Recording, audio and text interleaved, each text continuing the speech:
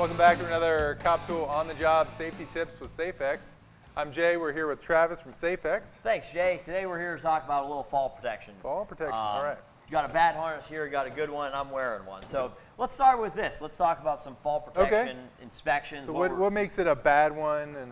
Really, you want to check all elements of it. You Okay. want to check any metal component of it. You want to check any of the fabric or the webbing, okay? And you want to check the back plates and the plastic components on it as well. So when I'm inspecting something, I'm always going to grab the back D-ring. I'm going to hold it up like this, okay? Because it's easiest just to kind of grab it, let it kind of shake it out so you can see it.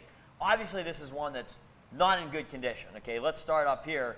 The back plate, that's one that broke. Yeah, that's bad. It's that bad. doesn't look good. And this is important because when you really get into this, the back plate itself is what's going to be really spreading out the force of the fall. If you are in the harness and you are to fall, that's what's going to spread that fall force right out. there. So it's going to go over top of your whole back and over your whole body rather than just one little area. So that's why that's important. I'm always checking the metal parts as well. Right. So what can you see on here? Some rust, corrosion, right? Yep.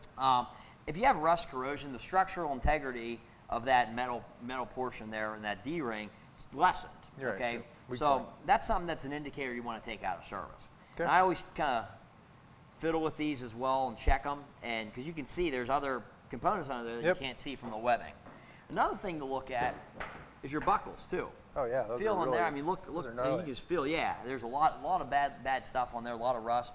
Check your buckles, things like that. So anytime you see rust, corrosion on metal parts, it's an indicator that something should be taken out of service.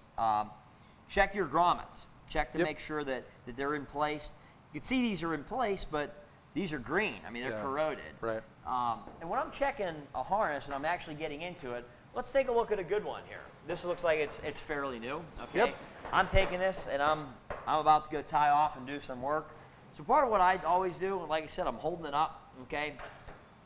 What I'm always trying is to check and see if there's any frays, any rips, cuts, abrasion in here.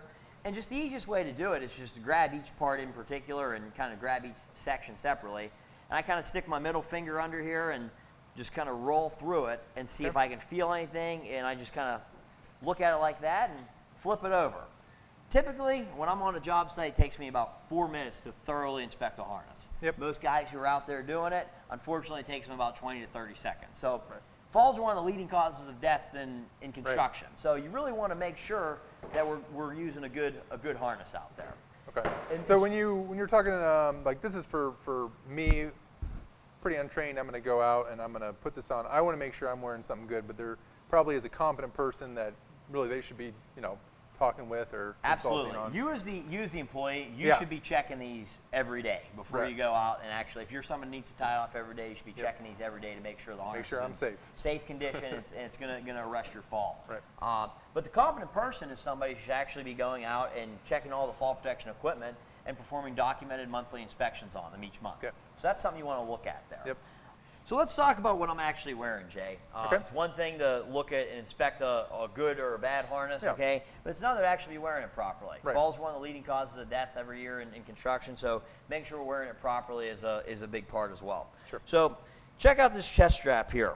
These are some things that kind of adjust up and down. You should always want to make sure it's right at the chest line, okay? You should really only be able to get 2 fingers in here between your chest straps and in your leg straps in the bottom too. What I always tell everybody is these harnesses, they should fit in a way that's comfortably snug. I kind of like to air quote, it's kind of my term, but when you get into it, you got to understand you're wearing a harness. This is something that's to protect you. It's for your safety. It's not like we're lounging around the house on a weekend.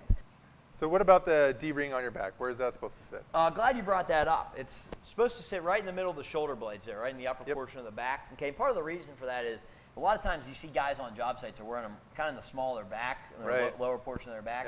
That can create a lot of force on the lower portion of your back there, lower portion of the spine. It can actually break your back. So it's really not a good situation.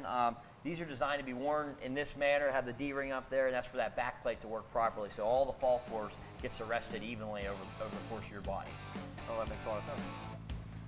Of course, that's only half the story. For the rest of it, check out coptool.com. Don't forget to like and subscribe, and a special thanks to Travis and Safex for helping us out. Appreciate being here. Thanks for having us. Be safe out there.